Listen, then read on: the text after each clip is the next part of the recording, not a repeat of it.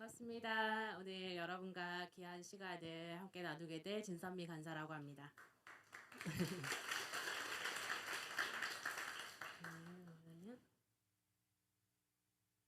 PPT가 네. 네, 저희 가족 사진이고요. 저는 CCC 간사로 이제 올해 사역했고 지금 이제 자녀를 양육하면서는 사무 간사로 사역을 하고 있습니다. 저도 고신 측인 진해 마천교회에서 교육 간사로 교회 학교를 맡아서 돌보고 있습니다. 그리고 솔라 아카데미 소장으로 성교육과 여기 아래 보시면 통합폭력 예방에 대해서 청소년 통합 중독 예방 그리고 교권 보호에 대해서 강의하는 일을 하고 있고 오른쪽에는 제가 강의했던 이력들을 이렇게 적어 보았습니다. 너무 귀한 곳에 부름을 받아서 너무 감사하고요. 이 시간 또 찬양하면서 너무 은혜가 많이 되었던 것 같아요. 이 다음 보시면 제가 이제 소속되어 있는 곳은 A랩 아카데미라는 곳입니다. 혹시 김지연 약사님 들어보셨나요? 네, 저희 대표로 계시고요. 여기서 선교육 강사로 이렇게 사역을 하고 있습니다. 지금 저도 떨리고 여러분은 안 떨리시겠지만 제가 저에 대해서 이제 좀 아이스 브레이킹 하는 시간을 준비했어요. 여기에 9개의 단어가 있는데요. 한 가지만 저랑 상관이 없는 거거든요. 그래서 맞춰주시면 작은 선물을 드릴 건데 적극적으로 참여해 주시면 제 얼굴을 보시고 지금 벌써 비교하고 계신데 제 얼굴만 보시고 제 모습만 보시고 저랑 좀 상관없어 보인다. 패션 별론가요 오늘? 네, 패션은 제가 이제 빈티지 의류를 인스타로 판매했던 적이 있어요. 저랑 상관이 좀 있고요. 저 적극적으로 손 들어주신 자매, 네, 어디? 곰신이 혹시 뭔지 아세요? 요즘 친구들은 곰신이 들어보셨어요? 남자친구 군대 기다리는 거 있잖아요. 그래서 틀렸는데 제가 곰신이 출신인데 제가 고등학교 때 꿈이 남자친구 군대 보내기였어요. 아주 순애보적인 꿈을 꿔서 남자친구 없었고요. 그런데 제가 20살, 21살, 22살 나이가 먹었는데 이제 그럴 기미가 없는 거예요. 포기한 꿈이 됐는데 제가 남자친구 25살에 만났어요. 저희 남편이 장교로 가게 된 거예요. 25, 27의 곰신이가 된 거죠. 그래서 기다려서 결혼에 꼴이 냈습니다. 네. 또 혹시 또 상관없으면 공대 출신, 저 환경공학과 출신입니다. 이제 공대 나왔습니다. 틀려주셔서 감사해요. 네, 저희 뒤에 정답이 나왔습니다. 제일 평범해 보이는 언니 1 남동생, 저 남동생 한 명만 있습니다. 그래서 이게 정답이 맞고요. 저는 이제 평생 한교회인데 이제 태어나서 지금까지 한교회를 섬기고 있어요. 너무 은혜고 지금도 예배 마치고 밥 먹고 막 달려왔어요. 그래서 저는 이제 마천교회라는 교회를 섬기고 있고 또 보시면 초등학교 때 정교 회장을 했었어요. 그리고 요리 강사는 이제 초등학생들한테 방과후 이제 요리 강사를 했던 적도 있었고 이제 상담사는 제가 오랫동안 이제 CC 간사로 사역했기 때문에 학생들과 많은 상담을 해서 이렇게 적어보았습니다. 혹시 아까 맞췄던 자매님 잠깐 나와주시면 작은 선물을 드리도록 하겠습니다. 감사합니다. 여기요. 감사합니다. 분위기가 조금 풀렸네요. 네, 여러분들과 오늘 같이 제가 시간을 좀 보면서 할게요. 제가 너무 오래 하면 안 되니까 시간을 맞추겠습니다. 네, 보시면 오늘 여러분과 이제 하게 될 순서예요. 잘 보이시나요? 우리의 기준, 성경적 성가치관, 또 결혼을 향한 하나님의 마음, 성경적 이성교제, 또 공동체 안에서의 에티켓 Q&A 시간으로 준비를 했습니다. 오늘 주제 말씀인데요. 같이 한번 읽어볼까요?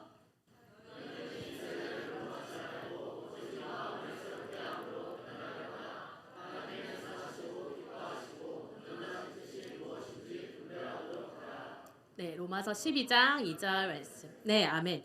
너무 중요한 말씀인데 지금 청년으로 살아가고 있는 우리에게 특별히 더 필요한 말씀이라고 생각하는데요. 오늘 이제 성경적 성가치관 어떻게 우리 같이 풀어갈 수 있을지 보겠습니다. 여러분 선과 악의 기준이 있을까요? 뭐가 선이고 뭐가 악일까요?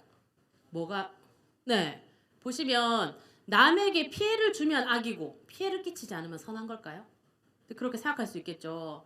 그리고 양심의 가책이 되면 악이고 되지 않으면 선한 걸까요? 아니면 혹시 다른 사람의 동의를 구하면 괜찮고 구하지 않으면 지금 많이 이제 합의라는 이름으로 지금 많이 이슈가 되고 있는데 그것이 성곽의 기준일까요? 아니죠. 여러분 성곽의 기준은 오직 하나입니다. 혹시 무엇인지 알겠죠? 뭘까요? 네, 하나님의 말씀입니다. 오직 하나님의 말씀만이 우리 삶의 기준이 되고 표대가 되는 것입니다. 제가 좋아하는 광고인데요. 무슨 광고일까요? 아우디 광고거든요. 아우디 광고인데 아우디가 도전할 수 없는 유일한 것 이렇게 딱 돼. 성경책이 멋있죠. 이제 어릴 때 봤던 광고인데 이제 인상이 깊어서 그만큼 이제 하나님의 말씀은 세상적으로도 권위가 있어요. 하지만 우리 그리스도인들에게는 삶의 지표가 되어야 하는 것입니다. 자, 이 말씀 이사야 말씀입니다. 같이 한번 읽어보겠습니다. 시작.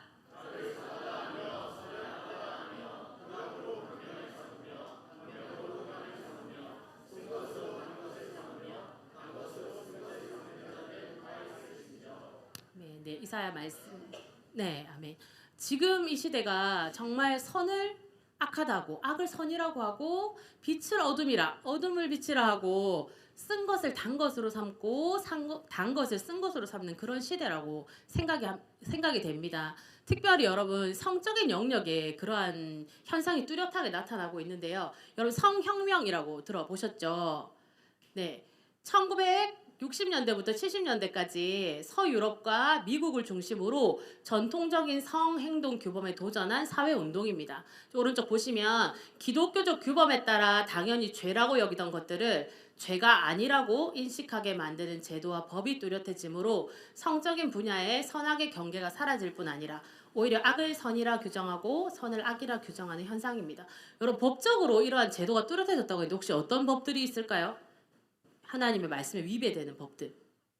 네, 아주 우리 최근에도 이슈가 되고 있는 지금도 물론이고 차별금지법 안에 보면 아주 독소 조항들이 곳곳에 숨어 있죠. 그래서 그리스도인들조차도 좀 혼란스러워하는 거예요. 우리가 어떤 태도를 취해야 하나. 그래서 여기에 보시면 제가 여러 가지를 준비해 왔는데 보시면 좀 처음 성령혁명에 따른 인식 변화입니다. 첫 번째는 여러분 생명은 너무 소중하죠. 여러분 다 동의하시죠? 그런데 낙태권이 소중하다고 말하기 시작했어요. 그것은 이제 자유로운 성에 대해서 막 표방을 하다 보니까 당연히 임신이 따르겠죠. 그러면 그 태아를 뱃속에 몇 주까지 생명으로 보자. 이거를 계산을 해요. 여러분 언제부터 생명일까요? 수정되는 순간부터 생명이죠. 그때부터 뛰었던 심장이 지금까지 뛰잖아요. 여러분 지금 심장이. 여러분 생명은 처음부터 하나님께서 맺어주신 수정된 그 순간부터 생명인데 지금은 낙태권을 보장하라는 거예요. 그리고 낙태법 폐지되면서 자유롭게 태아가 아니라 그리고 자궁이 아니라 포궁이라고 불러라 세포다 떼어내도 된다 이렇게 말하기 시작했다는 거죠. 두 번째는 인간은 타고난 성별대로 살아가게 됩니다. 여러분 여기에 자기가 남자인지 여자인지 헷갈리는 분 있을까요? 자 분명히 아시죠. 그런데 인간은 타고난 성별을 바꿀 수 있다라는 거죠. 그래서 이것이 이제 차별금지법에도 많이 이렇게 이슈가 되는 것인데 여러분 남자 여자는 또 언제 결정될까요? 몇 주부터 남자 여자로 결정이 될까요? 언제부터일까요? 네, 역시나 수정되는 순간부터 여자일지 남자일지 결정됩니다. 그래서 이 남자 성염색체, 여자 성염색체 아시죠? 여러분. 여자 성염색체는 뭐죠? XX고 남자는 XY죠. 그래서 여러분 하나님께서 너무나 신비롭게도 우리 몸의 모든 구석구석 모든 세포마다 그 염색체의 비밀 코드를 숨겨주셨어요. 그래서 여기에 머리카락 하나를 딱 주워가지고 지금 검사를 하면 여자 건지 남자 건지 나온다고요. 손톱 하나를 주워도. 근데 여러분 지금 방송에 활발하게 있는 풍자 씨 머리카락을 딱 검사했어요. 뭐가 나올까요? 남자가 나오겠죠. 그분이 수술을 다 해도 너무 이제 남자 같죠 모습도 그렇긴 한데 그런데 지금 우리나라는 이제 좀 활동을 대놓고 하는 분은 풍자밖에 없는데 제가 이제 일본에 가서 강의한 적이 있었어요. 근데 일본은 너무 많은 방송인들이 트랜스젠더가 많은 거예요. 그래서 이제 방송에 많이 나올수록 사람들이 마음이 열리겠죠. 그래서 오픈 마인드가 되어지고 또 트랜스젠더 제일 많은 나라가 어디예요, 여러분? 태국 뭐 미국도 있고 태국 진짜 많잖아요. 태국 가면 막 무서워요. 너무 여장 남자분들이 목소리도 잘 안 변하잖아요. 그래서 그런 분들이 막 비누를 팔더라고요. 깜짝 놀랐던 적이 있어요. 그런데 그렇게 보고 자랄수록 이 성별에 대해서 선택할 수 있다고 오해하게 되는 겁니다. 그래서 이제 영국에서는 성별 교체 산업이라는 걸 했어요.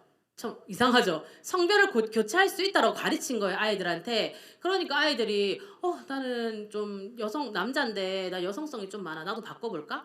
아주 쉽게 생각하기 시작한 거죠. 그래서 청소년들이 트랜스젠더 되는 비율이 되게 높아졌어요. 근데 여러분, 생식기를 갈아 끼우고 떼어내도 성별이 바뀔 수 있을까요, 없을까요? 절대로 바뀔 수가 없습니다. 그렇게 간단한 문제가 아니라 우리도 머리부터 발끝까지 하나님께서 여자와 남자로 지으셨다라는 겁니다. 그리고 세 번째는, 결혼은 한 명의 남자와 한 명의 여자가 만나서 이루어지는 게 맞죠.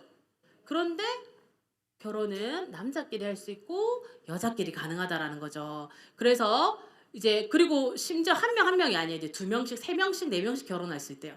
이러는 이야기까지, 이런 현상까지 나타나고 있습니다. 그리고 성관계는 부부 간에만 해야 한다. 하나님께서 성이라는 것은 나중에 자세히 보겠지만 부부 안에 가두어 두셨지만, 지금은 어떤 시대죠? 성관계는 결혼 여부랑 상관없이 합의한 누구와도 가능하다라고 이야기하는 겁니다. 그리고 간음은 죄죠. 그런데 그것은 자기 결정권이다라고 이야기합니다. 그리고 동성애는 죄다.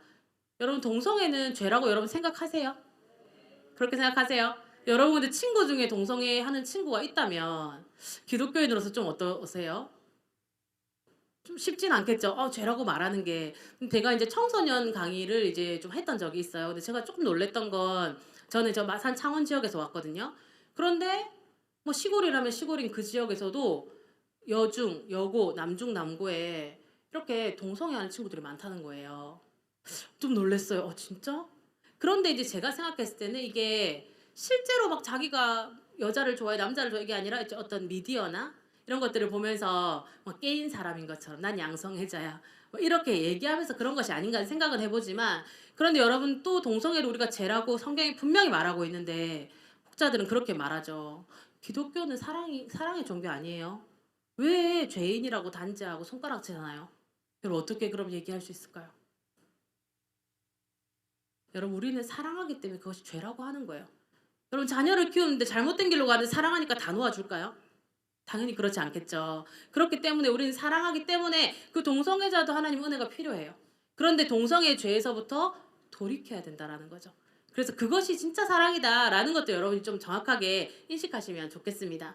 그 아래는 성매매는 부도덕한 일이다. 그런데 성매매는 정당한 성행이다. 그리고 아래는 소아성애는 변태적인 성욕이다. 이 아기들을 향해서 성욕을 가지는 게 당연히 변태적인 성욕이죠. 그리고 말하기도 그렇지만 시체, 그리고 동물, 이런 이상한 이 뭐 성소수자라고 말하는 거예요, 자기들을. 그런 분들도 다 자기가 성적 취향이다라고 하는 거예요. 잘못된 거죠. 그래서 여러분들이 정말 그리스도인으로서 성경이 말하고 있는 하나님께서 창조한 이 성적 질서를 정확하게 이해하셨으면 좋겠습니다. 다시 한번 말씀 읽어보겠습니다. 시작.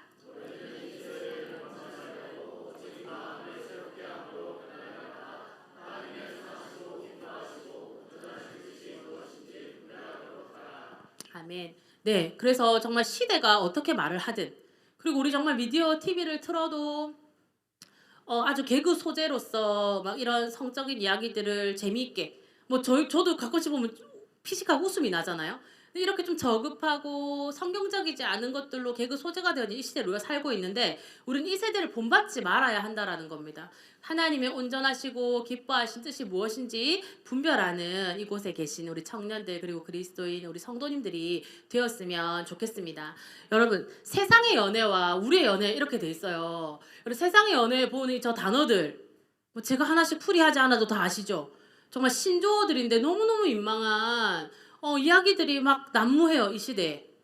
그런데 여러분, 우리의 연애는 어떠해야 될까? 이곳에 이제 결혼 정년기인 청년들, 또 청년의 시절을 보내면서 또 연애를 준비하고 기다리는 청년들 많이 있겠죠. 우리의 연애는 여러분 어떠해야 할까요?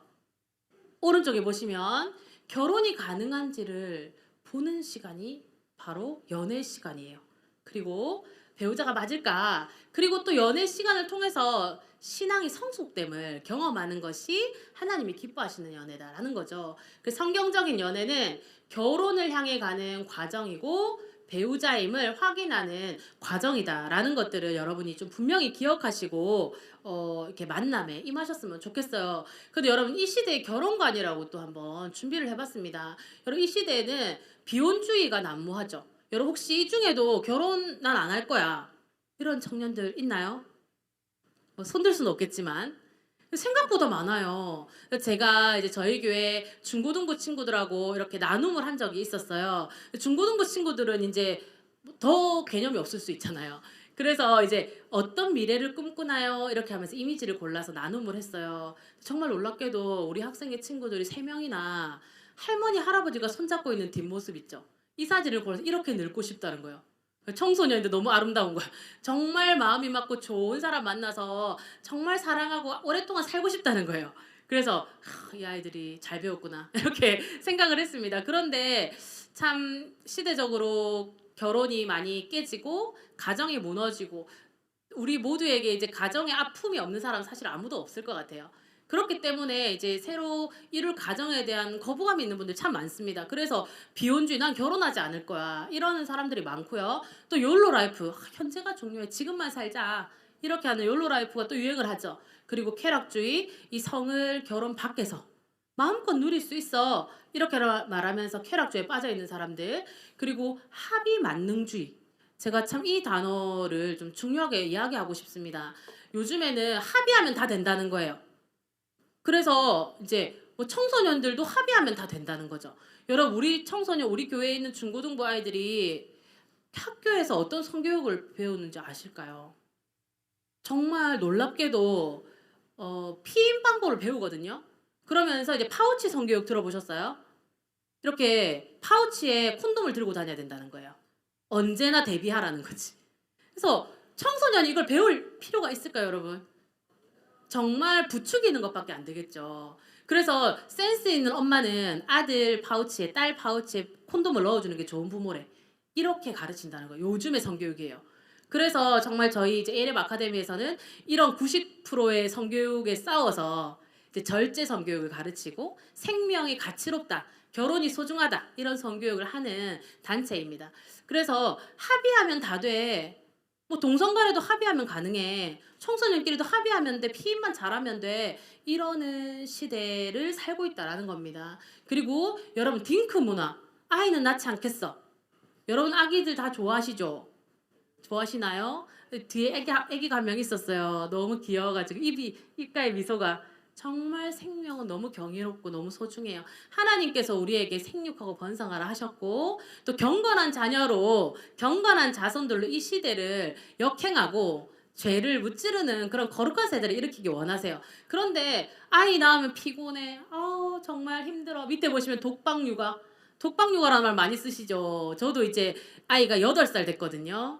그래서 이제 그런 아이를 키우는 힘든 시기를 보낼 때 그런 생각을 많이 했어요. 남편 원망하고 막 내가 혼자 다 아는 것 같아. 근데 아이를 키우는 이 소중한 시간을 힘든 시간이라고 만드는 이런 미디어나 이 옆에 있는 사람들이나 그래서 이런 말들. 그래서 요즘에는 순화해서 독점 육아 이런 말을 쓰더라고요. 그게 참 좋은 것 같아요. 이제 아이를 홀로 보지만 독박 썼다 이게 아니라 아이를 홀로 보는 그 시간 그렇게 표현하기도 하는데 그러면서 남녀를 갈라치고 또 결혼하면 여자가 손해야. 정말 화려하게 살 수 있는데 결혼은 무덤이야. 맞아. 아이 키우면서 청춘을 다 보내. 몸 망가져. 이렇게 이런 이야기들 속에서 계속해서 딩크가 많아지는 거예요. 자녀를 낳지 않겠다. 이렇게 선언하는 사람들이 많아지고 있다라는 거죠. 그리고 물질 만능주의. 참 슬픈 통계를 한번 봤는데요. 2021년에 미국에서 17개 나라를 조사했어요. 그래서 삶의 의미가 무엇이냐. 여러분들 성인들을 대상으로 한 19,000명 정도 됐던 것 같아요. 삶의 의미가 무엇입니까? 이렇게 조사를 딱 했더니 우리나라는 1위가 뭐였을까요? 네, 물질의 풍요였대요. 1위가. 두 번째는 건강. 세 번째는 가족이었어요. 근데 놀랍게도 14개 나라는 가족이 1위였어요. 우리나라 왜 이렇게 됐을까? 좀 슬프죠. 여러분들도 다 가족이 소중하잖아요, 그죠? 그런데 물질 만능주의, 물질이 너무 중요한 시대가 되어가지고 이런 좀 슬픈 시대가 되었다라는 겁니다. 이 시대의 결혼관은 이러한데 여러분 하나님은 결혼을 어떻게 생각하실까요? 결혼을 향한 하나님의 뜻을 우리가 같이 봤으면 좋겠습니다. 같이 읽어보겠습니다. 시작.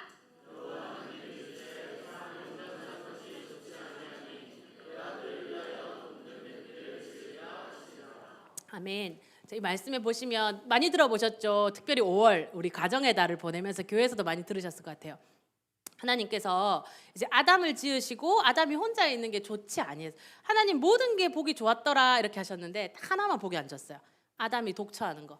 그래서 아담의 갈비뼈로 여자를 만드셔서 하와를 만드시고는 그를 위하여 내가 돕는 배필을 지으셨어요. 그래서 여기 보시면 돕는에 에제르라는 단어가 쓰이고 있어요. 근데 저도 히브리어를 잘 모르지만 공부하면서 알게 됐는데 여러분 에제르라는 이 히브리어는 어떤 환난도 이겨낼 수 있도록 우리와 함께 동행하시는 하나님의 도움을 의미한다라는 거죠. 여러분 돕는 배필 여자는 돕는 배필이야 이렇게 하면 이쪽 기분 나쁜 거예요.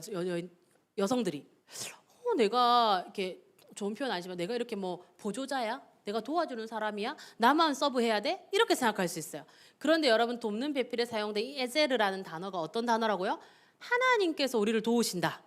밑에 보시면 이스라엘아 여호와를 의지하라 그는 너희의 도움이시오 너희의 방패시로다. 이때 사용되는 단어가 에제르라는 거예요. 하나님께서 우리보다 아래 계시고 힘이 없어서 우리를 도와주는 존재인가요? 전혀 그렇지 않죠. 하나님의 전능하신 손으로 그 위대하신 팔로 우리를 도우시는 그 도움이 바로 이 에제르라는 돕는 배필 할 때 쓰인다라는 거죠. 그래서 이 여성들이 이게 기분 나쁘게 생각하고 내가 돕는 배필이야 내가 남자를 보조하는 사람은 싫어 이것이 아니라 정확한 뜻을 잘 이해하시면 좋겠습니다. 그리고 여러분 결혼 안에 이제 부부에게만 이 성을 허락하셨습니다. 밑에 보시면 생육하고 번성 충만 정복과 다스림의 길을 걸으라는 하나님의 문화 명령을 준행하는 첫 단추다 이렇게 말씀하셨어요. 근데 여러분 이렇게 말하면 성은 부부에게만 허락하셨어 이렇게 딱 이야기하면 여러분 진짜요? 지금은 그렇게 생각할 수 있어요. 왜냐하면 지금은 그렇게 사는 사람은 바보라고 생각하고 정말 손가락질하면서 고리타분해 너 혼전순결 믿어? 막 뭐 그거 딸러 이렇게 생각한단 말이죠. 근데 여러분 혼전순결이 성경에 나올까요? 혼전순결이란 단어는 안 나와요 성경에. 혼전순결이 성경에 나올까요 여러분? 아시는 분 있으세요? 안 나올까요? 분위기가 다시 아이스해졌어요. 이게 처음보다. 성경에 나오죠. 어디 나올까요? 여러분 보시면 깜짝 놀라시는데 너무 쉬워요. 10계명에 나와요. 자, 간음하지 말라 몇 계명일까요? 7계명입니다. 7계명에 간음하지 말라 그리고 아래 히브리서 말씀에서 같이 읽어볼게요. 시작. 모든 사람은 결혼을 귀히 여기고 침소를 더럽히지 않게 하라. 음행하는 자들과 간음하는 자들은 하나님이 심판하시리라. 아멘. 여기 보시면 간음하지 말라 이렇게 했어요. 여러분 간음의 뜻을 제가 네이버로 검색했습니다. 간음의 뜻이 뭐죠? 보시면 부정한 성관계를 함 주로 배우자 이외의 사람과의 성관계 따위를 이른다 이렇게 돼 있어요. 그래서 배우자 외에 그러니까 결혼 밖에서 일어나는 모든 성적인 행위를 뭐라고 하냐면 간음이라고 합니다.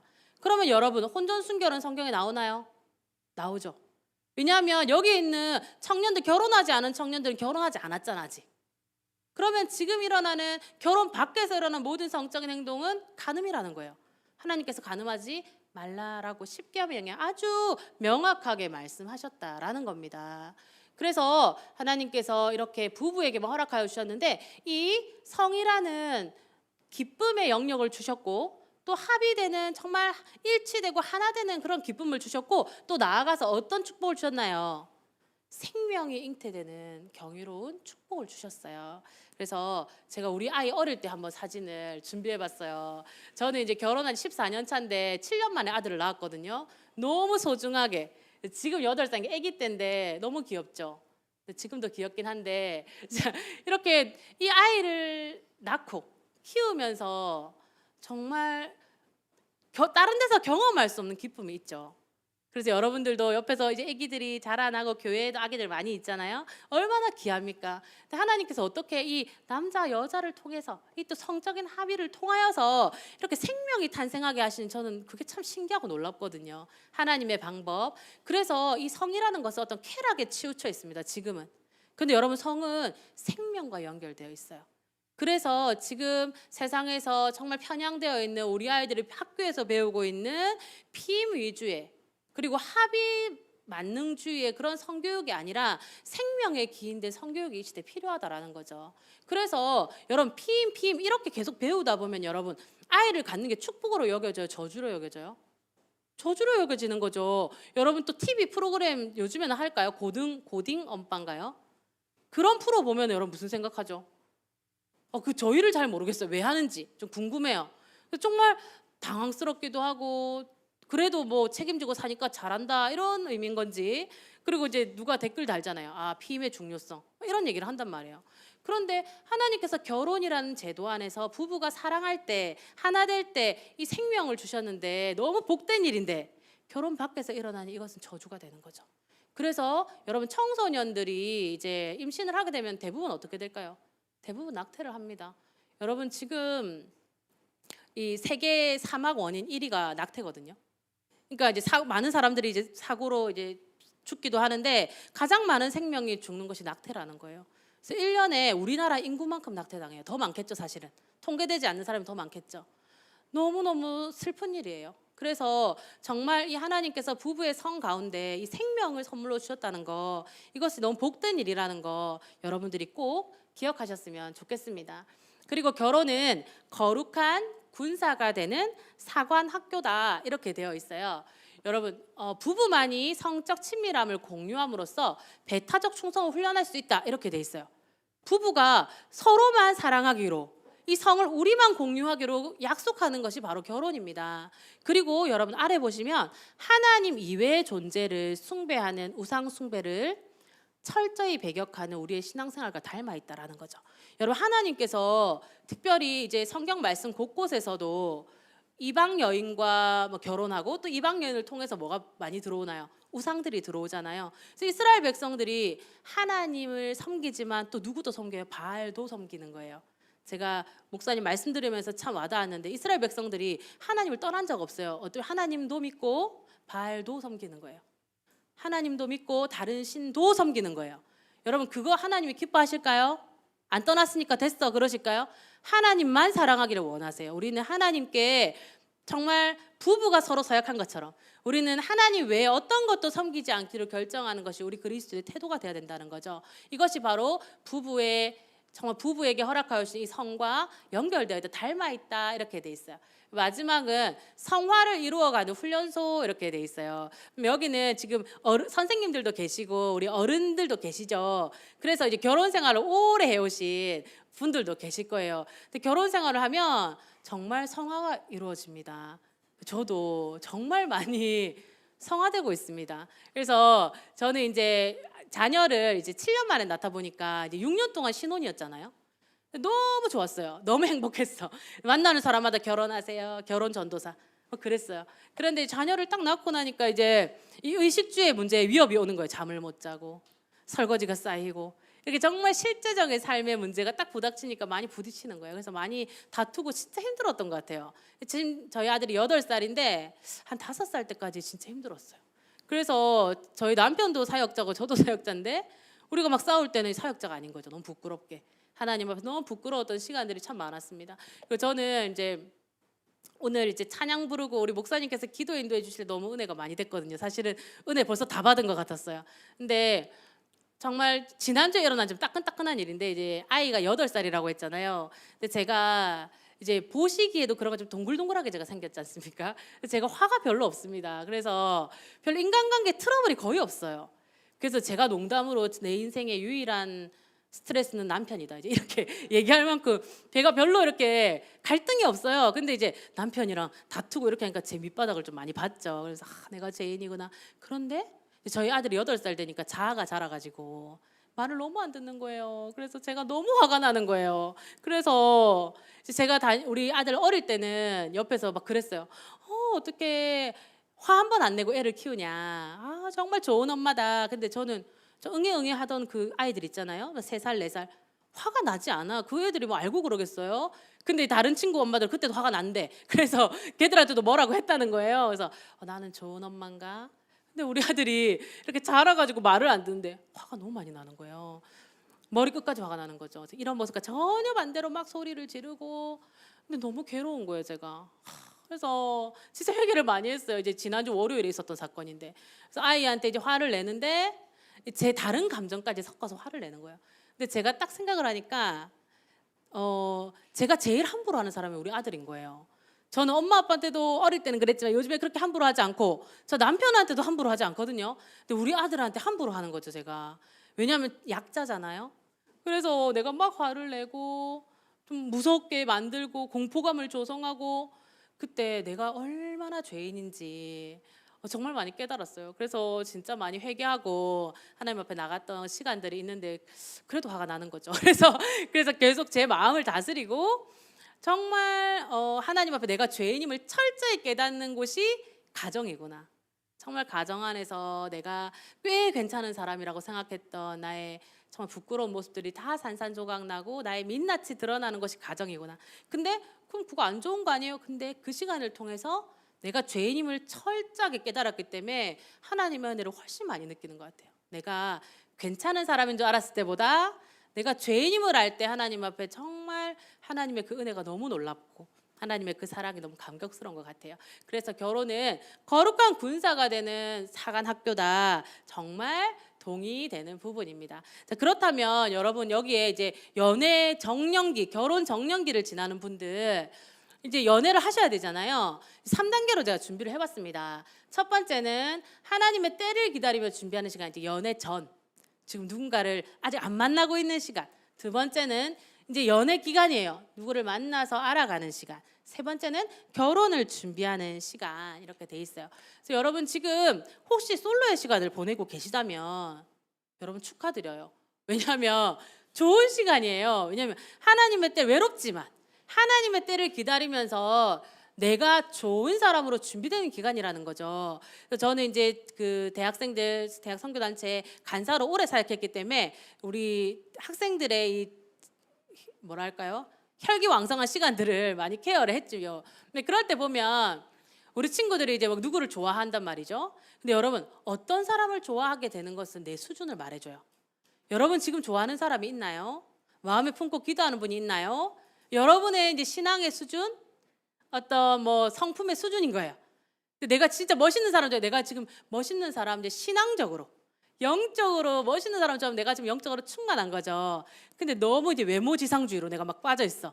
너무 잘생긴 사람만 좋아. 그렇다면 내가 좀 영적이지 않다라는 증거일 수 있다라는 겁니다. 그래서 이 시간 동안 내가 나를 좋은 사람으로 가꾸는 시간이 될 수 있고, 이제 3가지 훈련이 있어요. 어떤 훈련인지 한번 읽어볼게요. 시작.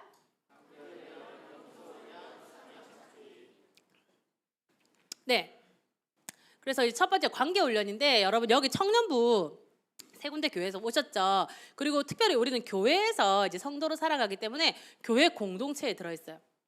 공동체 생활 너무 중요한데, 내 의를 드러내고 내가 원하는 공동체를 만드는 것이 아니라 하나님의 뜻을 발견하고 내가 다듬어지는 시간, 그 시간이 바로 공동체 훈련이라는 거죠. 특별히 이제 청년부 또 임원 친구들은 여러분이 이렇게 의견 조율할 때 어떠세요? 막 회의하고 이럴 때 쉽지 않습니다. 내 주장을 막 하고 싶고 내 의견을 관철시키고 싶고 그럴 때가 너무 많아요. 근데 함께 조화를 이루고 화합해 가면서 내가 다듬어지고 관계성이 이제 길러져 가는 거죠. 여러분 결혼은 부부와 자녀, 이 가정은 가장 기초적인 공동체라는 거죠. 두 번째는 용서 훈련인데요. 여러분 아무리 사랑해도 이해하고 용서할 수 있는 부분이 반드시 있죠. 그런데 정말 내가 용서받는 훈련들을 해야 돼요. 교회 안에서. 또 무엇보다 먼저는 하나님의 용서를 깊이 경험해야 돼요. 그래서 제가 잊지 못하는 한 날이 있는데, 이제 저희 남편과 이제 부부싸움을 하고 제가 설교대에 섰어요. 그 어린이 예배 때. 근데 그날 말씀이 뭐였냐? 1만 달란트 빚진 자. 제가 지금 싸우고 왔는데 용서가 안 되는데, 그래서 앞에서 엄청 뻔뻔스럽게 설교를 잘했거든요. 너무 가증스러운 거죠, 스스로. 그런데 여러분 우리는 1만 달란트 빚진 자죠. 어, 갚을 수 없어. 평생을 다 바쳐도 절대 갚을 수 없는 빚진 자인데 나한테 100만 원 빚진 사람 용서가 안 되는 거야. 곤장을 때리고 옥에 가두고. 근데 그것이 누구의 모습일까? 우리의 모습이라는 거예요. 우리는 하나님께 용서받은 자인데 내가 용서가 잘 안 되는 거예요. 그래서 여러분 지금 우리 공동체 안에 미운 사람이 있다면, 내가 용서할 수 없는 사람이 있다면 이 말씀을 좀 기억하시면서 내가 용서하는 훈련, 그리고 또 내가 용납받는 훈련을 해야 됩니다. 그래야지 이 부부 안에, 가정 안에서 용서와 용납이 이루어질 수 있죠. 그래서 밑에 보시면 여러분이 가정에서 다투는 게 진짜 사소한 걸로 다투거든요. 특별히 신혼 때는. 그래서 뭐 많이 들어보셨죠? 이렇게 치약 짜는 거, 어디서부터 짜느냐, 양말 뒤집어 벗는 거. 그리고 또 그런 얘기 들어보셨나요? 감자를 설탕에 찍어 먹냐, 소금에 찍어 먹냐. 그래서 이혼을 했다는 거예요. 그래서 이혼장에서 감자를 소금에 찍어 먹는 당신 같은 집구석 막 이러고 싸웠다는 거예요. 근데 그것이 문제가 아니라 다른 배경에서 다르게 자라온 두 사람이 만나는 거죠. 그래서 나만 옳다, 나만 맞아 이렇게 주장하는 것이 아니라 용납하고 화합하는 훈련이 우리에게 정말 필요하다라는 겁니다. 세 번째는 사명 찾기인데요. 여러분 이제 사명 찾기는 반드시 직업을 이야기하는 건 아니에요. 여러분 특별한 직업을 꼭 찾아야 된다. 여러분도 여러 직업들이 있죠. 그런데 하나님 앞에 내가 어떻게 살아갈지, 나는 하나님께 내 삶에서 나에게 주신 은사와 달란트를 통하여서 나는 어떤 사람으로 쓰임 받을지, 이런 것이 분명한 사람이 연애하면 제대로 할 수 있어요. 결혼을 해서 똑바른 가정을 이룰 수 있겠죠. 그래서 여러분들 정말 내 삶의 방향과 하나님께서 나에게 주신 은사를 찾고 발견하고 또 가치관을 올바로 하는 그 사명 찾기의 시간이 필요한데, 제가 이제 EX 이제 선교사 자녀 이야기라고 해놨는데 한 두 예비 부부가 한 목사님께 찾아왔어요. 그래서 이제 결혼을 앞두고 이렇게 교육을 받았어요. 그런데 서로 진짜 용납하기 힘든 거를 써보라고 했거든요. 그런데 이제 그 서로 떨리잖아요. 이제 결혼할 건데. 근데 이제 이 자매님이 엄청 힘들어하면서 하나를 썼어. 그걸 알고 보니까 전 정말 이 남자친구 예비 남편이 너무 좋은데 남편이 선교사 하면은 저는 결혼 못할 것 같다는 거예요. 그래가지고 이게 무슨 일인가 보니 이 자매님이 선교사 자녀예요. 그래서 이 자매님이 어릴 때 부모님을 따라 선교지에 간 거예요. 그래서 선교지에 있으니까 학교 가기가 어렵잖아요. 그래서 이제 그 나라 현지 학교를 못 가서 옆에 이웃 나라 학교를 다녔어. 그래서 중학교 때부터 지금까지 부모님과 떨어져 살았대요. 그러니까 너무 아플 때도 힘들고 항상 부모님이 그리워서 자기는 오랫동안 나는 꼭 자녀와 함께 내가 자녀를 키울 거야. 난 자녀와 절대 헤어지지 않을 거야. 그래서 난 선교사는 절대 만나지 않을 거야. 이렇게 생각을 했는데 이 남자친구가 연애할 때 단기 선교 갔다 오면 은혜를 맨날 나누는데 거기 남고 싶었다. 정말 케냐에 간다. 케냐에 남고 싶었다. 이런 얘기를 이제 하는 거예요. 그래서 불안한 거예요. 이제 알고 보니까 이 형제는 비즈니스맨인데 아주 회사에 직장인 선교를 감당하고 싶은 사람인데 이 여자친구한테 점수를 따려고 선교사 자녀니까 그렇게 얘기를 했더라는 거죠. 그래서 오해가 풀렸다. 이런 아름다운 이야기입니다. 그런데 여러분 정말 이 교제하면서 이제 뒤에 가보시면 이제 실제로 연애할 때 어떻게 해야 되냐. 여러분 연애할 때 어떻게 보내세요? 영화 보고 밥 먹고 커피숍 가고 또 영화 보고 밥 먹고 커피숍 가고 커피숍 가고 막 이렇게 너무 진부한 연애. 우리의 연애는 어떠해야 할까요? 제가 아래 적어놓으니까 다 웃으시더라고요. 설교 말씀 나눔. 오늘 목사님 말씀, 오늘 연합 예배가 어떠했는지, 오늘 찬양이 얼마나 은혜로웠는지, 그리고 큐티 나눔. 매일매일 같은 큐티 책을 하는 거예요. 맨날 큐티 나누고 기도 제목 나누고 사명, 비전, 경제관, 교육관, 성격 깊은 나눔을 해야 됩니다. 그런데 정말 제가 이렇게 양육했던 제자 중에 이 커플이 있었거든요. 근데 이 친구들이 이제 공동체에서 만났음에도 불구하고 이 연애할 때 하나님이 없는 연애를 하는 거예요. 그러니까 이제 처음부터 그렇게 시작한 거야. 그러니까 은혜 나누거나 이런 게 전혀 없는 거예요. 그리고 이 형제가 뭐 가정의 아픔이 좀 있었던 것 같아요. 그래서 자기 마음을 오픈하지를 못하는 거죠. 그래서 심지어 한 2년, 3년 만났는데도 자기 얘기를 안 하는 거예요. 내면의 깊은 이야기, 마음의 이야기. 그럼 이들이 오래 갈 수 있을까요? 저는 얘들이 뭐 했는지 모르겠어요. 연애할 때 정말 궁금한 거야. 무슨 대화를 했을까? 결국 헤어졌습니다. 그래서 뭐 따로 이렇게 결혼했는데, 여러분 정말 우리가 연애할 때는 하나님 안에서 우리가 하나님의 자녀라면 여러분 삶에 은혜가 충만하시잖아요. 그죠? 날마다 받는 은혜가 많잖아요. 그 은혜를 나눠야 돼요. 그래서 저는 이제 저희 남편과 이제 그 CC 공동체에서 만났거든요. 그래서 이제 교제를 2년 반 정도 하고 결혼을 했어요. 근데 이제 연애를 하면서 교제를 하면서 막 이야기를 나누고 막 했겠죠. 그런데 어느 날 이제 저희 둘 다 이제 이 선교단체 출신이니까 그때 충성스러운 제자들이었거든요. 그래서 막 이 캠퍼스 복음화를 위해서 막 이야기를 나누는데 가슴이 너무 뜨거운 거예요. 갑자기 막 눈물이 나는 거야. 둘이 얘기하다 연애 중이에요. 지금 우리 데이트 중인데 하나님이 얼마나 이 캠퍼스를 사랑하시는지 하나님이 우리를 통해서 어떤 일을 하실지 막 얘기하는데 막 눈물이 날 것 같고 근데 그때 느꼈던 어떤 벅찬 이 사랑의 감정 좀 표현할 수 없어. 그냥 너무 좋아, 너무 예뻐 이래 너무 좋지만 정말 같은 마음, 하나님 안에 같은 은혜를 공유할 때 정말 그 교감을 했던 그 경험이 잊을 수 없는 경험이거든요. 그래서 정말 하나님의 은혜를 같이 나누는 정말 아름다운 연애를 시작할 때부터 하는 거예요. 그래서 정말 그 만남 속에 하나님이 함께 하시도록. 그래서 여러분 이 삼각형 이론 들어보셨나요? 이렇게 이제 삼각형인데 요 끝에는 나와 남자친구 있어요. 제일 꼭대기 누가 계실까? 하나님이 계세요. 우리가 가까워질수록 누구에게 가까이 가는 거예요? 하나님께 가까이 가는 만남이 하나님이 기뻐하시는 만남이고 아름다운 가정을 향해 가는 만남이다라는 겁니다. 직접적으로 결혼을 약속했다면 여러분 하나님께 각자가 확증을 받는데 여러분 완벽한 사람은 진짜 없습니다. 그죠? 여러분 자신을 보세요. 완벽한가요? 진짜 부족하죠 우리는. 그런데 여러분 정말 이 결혼할 사람의 연약함이 눈에 쏙쏙 들어오거든요. 그러면 결혼을 해야 되나 말아야 되나 이렇게 생각합니다. 근데 그때 우리는 결혼할 사람을 믿고 가는 것이 아니라 누구를 믿고 가는 걸까요? 하나님을 믿고 가는 거죠. 그래서 저는 불신자의 결혼이 더 위대하다. 이상한 표현이지만 누구를 믿고 가는 거죠 그들은? 우리는 하나님을 믿고 가는데 우리는 서로를 바꾸시고 변화시키시고 정말 아름답게 빚어가실 하나님을 바라보는데 이 세상의 사람들은 금방 변해버릴 저 감정, 사랑 거기에 끼면서 결혼을 하니까 너무 많은 가정이 안타깝게도 깨지는 거죠. 그래서 여러분 사랑하는 감정과 조건이 아닌 하나님께서 예비하신 짝이 맞는지를 응답받는 건데 여러분 감정과 조건으로 세운 가정은 그 조건이 변화되면 어떻게 될까요? 감정이 식으면 흔들리게 된다라는 겁니다. 그래서 밑에 보시면 여러분 에로스 사랑과 아가페 사랑이라고 제가 이제 적어두었어요. 근데 에로스 사랑은 너무 이제 육적인 사랑을 이제 생각하시는데 그것도 있지만 여기 밑에 보시면 뭐라고 돼 있죠? 때문에 뭐 때문에 좋아하는 거예요. 우리 남자친구 목소리가 너무 좋아. 아까 솔로 하시는 형제님 목소리 너무 좋더라고요. 깜짝 놀랐습니다. 너무 좋아서 감사합니다. 네. 근데 그런 조건에 너무 잘생겼어, 너무 다정해 이런 조건 뭐 때문에 조건도 필요하지만 그것이 바로 에로스의 사랑입니다. 그런데 여러분 하나님이 우리를 향한 사랑은 어떤 사랑이라고 알고 계시죠? 아가페 사랑이에요. 오늘 신기하게 저희 담임 목사님도 오늘 이 말씀해 주셨어요. 아가페 사랑. 무조건적인 사랑이에요. 하나님이 우리를 왜 사랑하실까요? 이유가 없어요.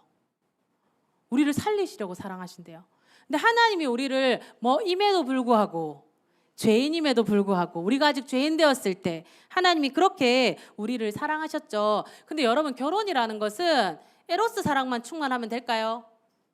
아닙니다. 그래서 결혼이 이렇게 좀 이렇게 시간이 채워지면 여러분 가슴 떨리고 너무 이렇게 설레고 너무 좋았고 풋풋했던 그 감정은 식잖아요.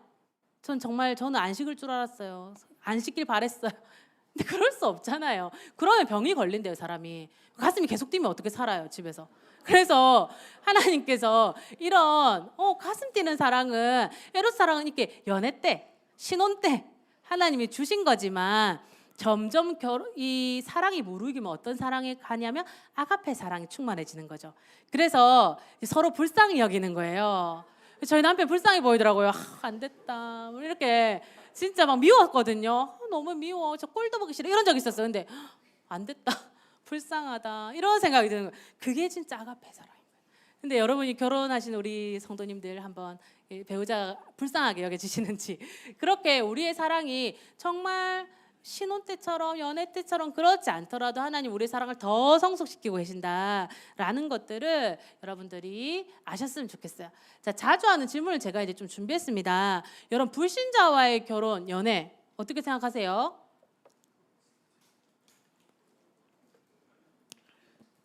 답이 이제 답정너죠. 정해져 있잖아요. 근데 저도 이제 또 불신 교제하는 친구들을 또 이제 얘기를 해요. 그러면은 걔들이 요즘 친구들 잘 모를 수도 있나요? 늘 데리고 오는 연예인 부부가 있어요. 아세요? 정혜영과 션 아세요? 션이 엄청 신실한 형제였는데 정혜영이 불신자였어요. 근데 이제 전도한 거죠. 두 사람이 아주 아름다운 연예인 그리스도인 커플이잖아요. 그러면 이제 제가 이제 사역할 때 10년 전, 15년 전 이럴 때는 애들이 정혜영이랑 션도 그렇게 했잖아. 이렇게 해요. 그럼 저는 네가 션이 아니잖아. 네 수준이 그게 아니잖아. 이렇게 얘기하는 거죠. 그리고 여러분 이제 그 새롭게 하소서 이런 데 보면 이 가정 복음화를 위해 불신 가정에 시집간 권사님 이야기 좀 나오거든요. 그러면은 평생 이제 죽을 고비를 넘겨요. 이제 이 가정 복음화를 위해. 그래서 너무 많은 힘든 일을 막 겪고 이제 가족들이 다 구원받아서 이제 식기도 드리는 가정이 되었습니다. 이렇게 하는 거예요. 여러분 그렇게 살고 싶으세요? 그러니까 내 평생을 들여가지고 내가 정말 힘든 고군분투를 해가지고 한 가정을 이제 믿음으로 해서 너무 아름답죠. 사명받은 자도 있죠. 하지만 우리는 하나님께서는 여기 뒤에 말씀이 있는데 하나님께서는 너희는 믿지 않는 자 멍에를 같이 매지 말라 이렇게 말씀하시고 또 여호와께서 일찍이 여러 백성에 대하여 너희는 그들과 서로 통혼하지 말라 이렇게 했어요. 그래서 이방 백성이랑 결혼하지 말라는 거죠. 근데 그렇게 하면 어땠기 때문에 결과가 어땠기 때문에 그럴까요? 우상 숭배로 다 가더라는 거죠. 그래서 여러분 두 사람이 있는데 한 사람은 지붕 위에 있고 한 사람은 지붕 밑에 있어요. 자, 끌어내리고 끌어내리기 누가 이길까요? 끌어내리는 게 훨씬 쉽죠. 여러분 불신자랑 교제를 하면 내 신앙이 성숙하기보다 떨어질 가능성이 훨씬 높습니다.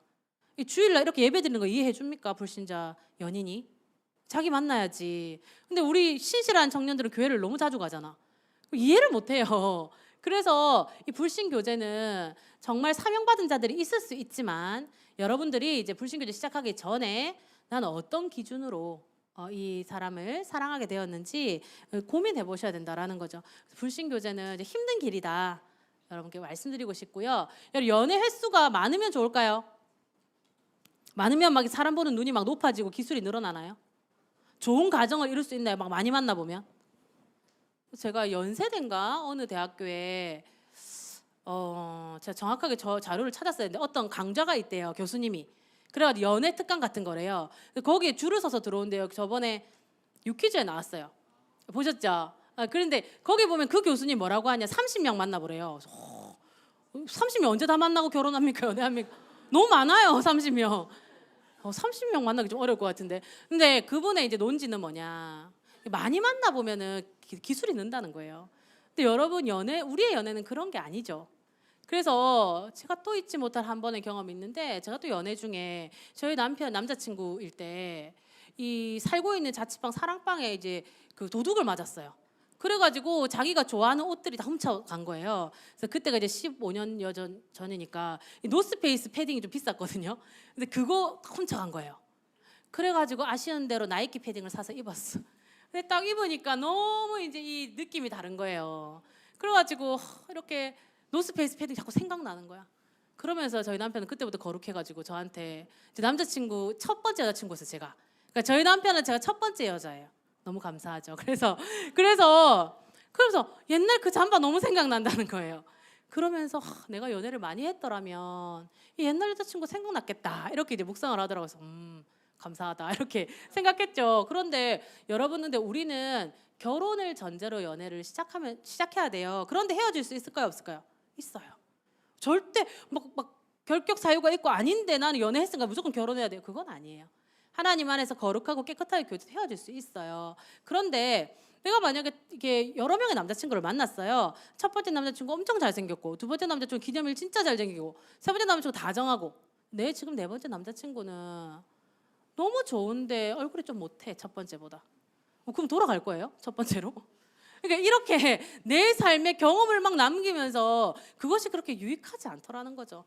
그래서 이제 세상이 말하는 연애와 우리 연애는 다르다라는 거죠. 그래서 많이 만날수록 좋다 전혀 아니에요. 그래서 저희 제자 중에 한 명은 자기 엄마가 그랬대 많이 만나라고. 신기하다. 딸한테 많이 만나보라 했다는 거예요.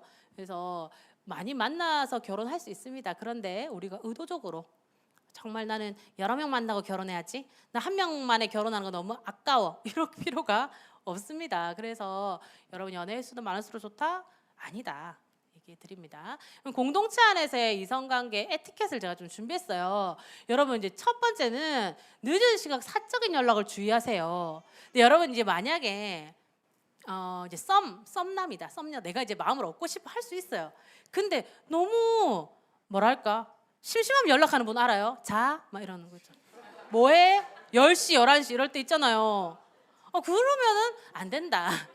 너무 내가 자는 게 무슨 상관이에요, 자기랑.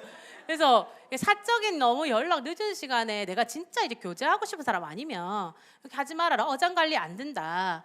두 번째는 스킨십을 조심하세요. 우리는 잠재적으로 누군가의 배우자이기 때문에요. 하나님 우리를 이미 결혼한 자로 생각하세요. 우리 옆에 있는 분들 다 이미 배우자가 어딘가 숨쉬고 있잖아요. 저희 친구 엄마가 우리 사이는 어디서 숨쉬고 있나 이렇게 얘기하더라고요. 아직 없는데 어딘가에 살아 숨쉬고 있잖아요. 축복해 주세요, 그분을.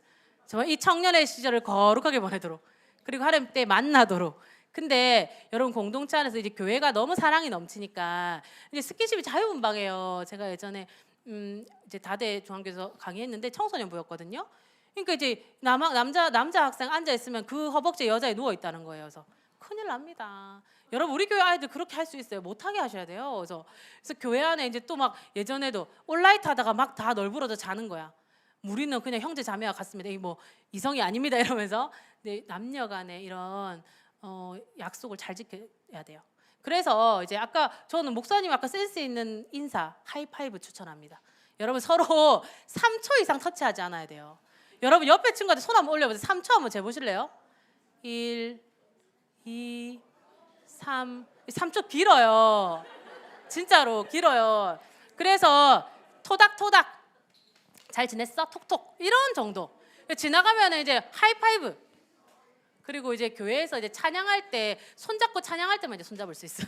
그래서 여러분들 그리고 막 짝축구할 때 손잡을 수 있고. 근데 그 외에는 이런 스킨십 조심하셔야 돼요. 왜냐면 우리 다 감각적인 동물이잖아요. 그래서 그만 어깨 동무하고 막 그렇게 한다고요. 그러지 마세요. 그리고 머리카락 만지지 마세요, 형제들. 여자 머리카락 왜 맞아요, 자매 머리카락을. 만지지 마세요. 그래서 정말 이런 이성 간의 에티켓 좀 철저하게 지켜주시면 좋겠다. 왜냐하면 나는 누군가의 배우자이기 때문입니다. 그리고 호감이 있는 이성이 있을 때는 목사님께 소통해 보세요. 저는 재밌었던 일이 있었어요. 제 제자가 어떤 형제를 좋아하는 게 보였어요. 걔가 말했어. 간사님 저 형제가 좋아요. 그래서 왜 좋아해? 이렇게 하니까 너무 성실하다는 거예요. 깜짝 놀랐죠. 그 형제가 성실하지 않았거든요. 너무 놀란 거야. 진짜 놀랐어요. 그래서 아니 다 괜찮았어. 너무 은사가 많은데 성실함이 딱 없었어. 근데 걔가 성실하다는 거죠. 잘못 본 것 같다고 이렇게 얘기해줬죠. 근데 이제 여러분의 이런 근시안적인 눈보다는 목사님의 영안이 이제 넓으시잖아요. 그리고 또 이제 그 친구는 자기가 좋아했던 그 형제가 이미 다른 사람이랑 이제 썸씽 있었어요. 그래서 교통정리 바로 해줬죠. 마음 키우기 전에. 그러니까 알겠습니다. 접겠습니다. 해서 바로 정리했어요. 그래서 여러분 목사님께 이제 소통하면 너무 좋아요. 목사님께 축복받고 목사님 연결해 주시고 목사님 네 그렇게 해주시면 좋겠습니다. 그래서 제가 지금까지 이제 이야기를 드렸고 혹시 질문 타임인데 질문이 있을까요?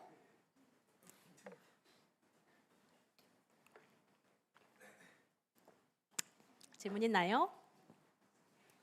너무 잘해서 질문이 없죠. 네 따로 나중에 또 질문 주셔도 되고요. 같이 한번 기도하고 마쳤으면 좋겠습니다.